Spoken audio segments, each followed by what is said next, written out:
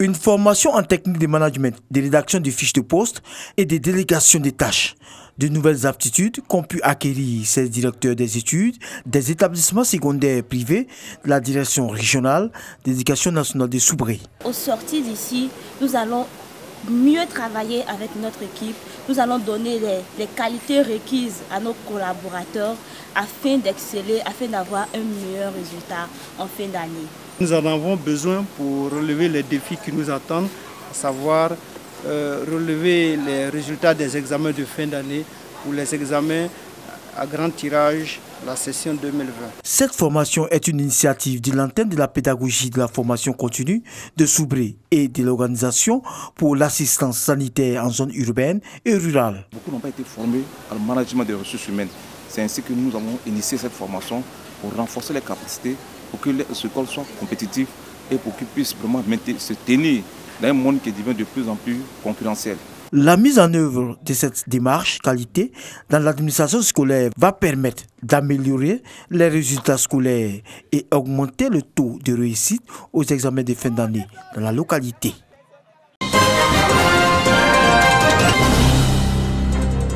Tout bas, nous sommes dans la région du Bafing. Les acteurs du système éducatif de cette localité reçoivent les clés de 3 nouvelles salles de classe. Une initiative des autorités municipales qui vise à accompagner le gouvernement dans sa politique sociale. La municipalité s'inscrit dans le PS-Gouv, le programme social du gouvernement, qui a mis en point de mire l'éducation nationale et la santé. À notre prix de fonction, nous avons fait l'état des lieux et il se trouve que cette école était dans un besoin de bâtiment et c'est ce que nous venons de réaliser. Le directeur régional de l'éducation nationale, de l'enseignement technique et de la formation professionnelle de la région du Bafing s'est réjoui de l'action des collectivités pour leur engagement à faire de l'école pour tous une réalité. Quand vous demandez à un parent d'envoyer son enfant à l'école, il va vous demander s'il y a de la place. Et malheureusement, nous-mêmes, parfois, quand on fait les inscriptions, on est obligé de dire qu'il n'y a plus de place. Mais Dieu merci, avec la décentralisation des communes, les conseils régionaux sont outillés pour aider à la scolarisation des enfants du pays par la construction des classes. La construction de l'infrastructure scolaire va contribuer à l'amélioration des conditions d'études et donner un coup d'accélérateur à la scolarisation obligatoire des enfants en âge d'aller à l'école.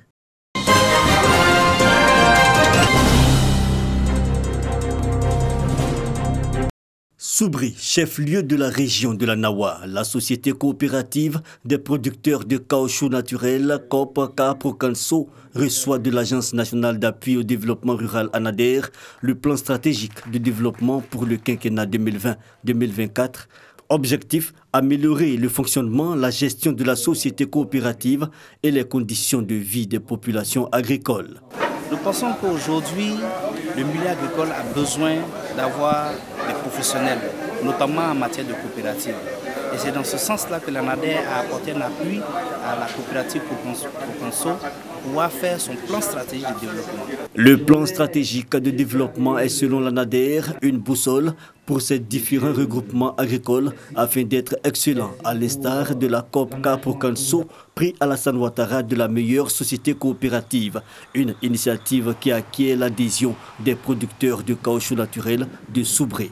Tous ceux qui nous ont soutenus, nous pensons que nous n'allons pas les décevoir quant à l'application du contenu de ce PSD qu'on vient de nous remettre maintenant.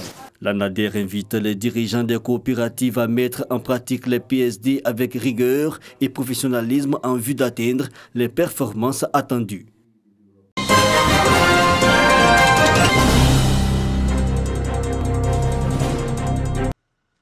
D'ici janvier 2020, sortira de ces locaux les premières tablettes de chocolat Made in la Nawa, résultat de la transformation du cacao de la région.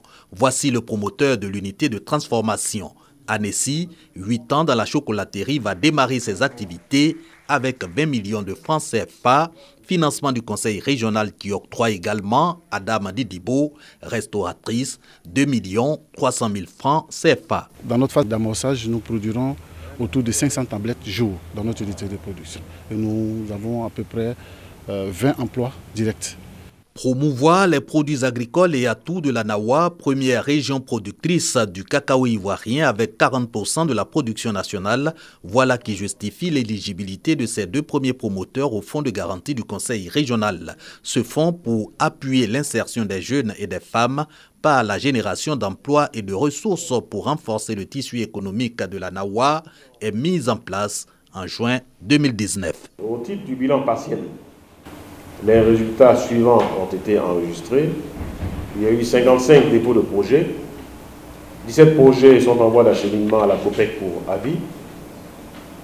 11 projets sont ajournés en vue de complément d'information. Et 27 projets ont été jugés non satisfaisants. Pour l'année 2020, le Conseil va disposer d'un fonds de 210 millions de francs CFA, destiné donc à aider les jeunes et les femmes pour la réalisation de leurs projets. Le fonds de garantie pour l'autonomisation des jeunes et des femmes de la Nawa est ouvert à toute personne physique ou morale exerçant ses activités dans la région.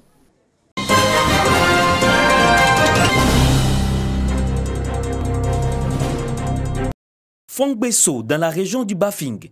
Les acteurs du secteur minier lancent les travaux du plan de développement local minier de la localité. Un plan qui permettra aux populations d'en savoir un peu plus sur les avantages et des actions de développement à mener à leur profit. On remercie le CNB d'avoir venu dans la sous-préfecture de Fongbesso et dans la région de Bafing pour pouvoir développer notre région. Je suis très content aujourd'hui d'avoir fait le lancement des projets qui a été adapté par le CDLM. La CNB, par l'entremise de son directeur général, a décidé de donner 10 000 $ par bateau, l'équivalent d'environ 6 millions. C'est ce qui fait que nous sommes aujourd'hui à près de 100 millions.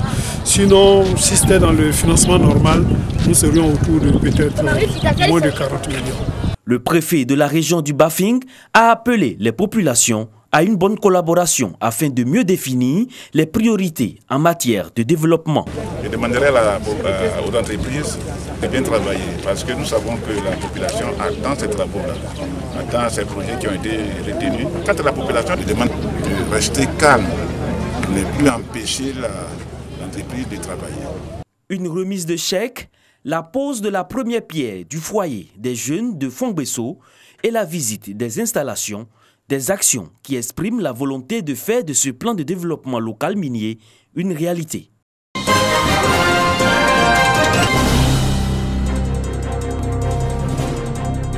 Une délégation composée des 3 plus grands opérateurs économiques du secteur du tourisme et d'hommes de médias. Ces Brésiliens à la découverte de la basilique Notre-Dame de la Paix de Yamoussoukro, le plus grand et plus haut édifice religieux catholique au monde. Le coût de l'œuvre, ses recoins et la durée de sa construction expliqués, puis cap sur Tanoussakassou, région de Gbeke, à la rencontre des potiers. Atelier de fabrication, four et salle d'exposition au crible de ces visiteurs venus comprendre le savoir-faire des artisans. Au Brésil, nous avons plusieurs coopératives de ce genre aussi qui fonctionnent bien, surtout au nord. À Bomizambo, c'est avec le Goli que le peuple Gbomi accueille la délégation brésilienne et fait de son chef autorité traditionnelle avec pour nom Nanakonan pour marquer le jour de la visite. Le tissage et autres richesses de ce terroir expliquées. Je me rends compte de la richesse de la culture de ce village, de la Côte d'Ivoire, en un mot, et nous sommes très proches. Nous sentons, nous Brésiliens, très proches de cette culture et nous allons faire en sorte que le Brésil, l'Amérique latine et tout le monde entier aient connaissance de cette culture parce que en matière de tourisme, c'est ce qui se vend le mieux au monde. Cette visite s'inscrit dans un plan d'action global du ministère du Tourisme qui s'appelle Sublime Côte d'Ivoire, qui s'adresse aux hommes d'affaires. Il y a des puissants hommes d'affaires qui sont avec nous, qui peuvent à la longue investir, mais ce sont aussi des grands voyagistes, c'est eux qui vont drainer les visiteurs vers notre pays. Découvrir pour y investir ou promouvoir au Brésil les atouts touristiques ivoiriens, cette prospection brésilienne dénommée Educatour s'inscrit dans le cadre de la promotion de la destination Côte d'Ivoire.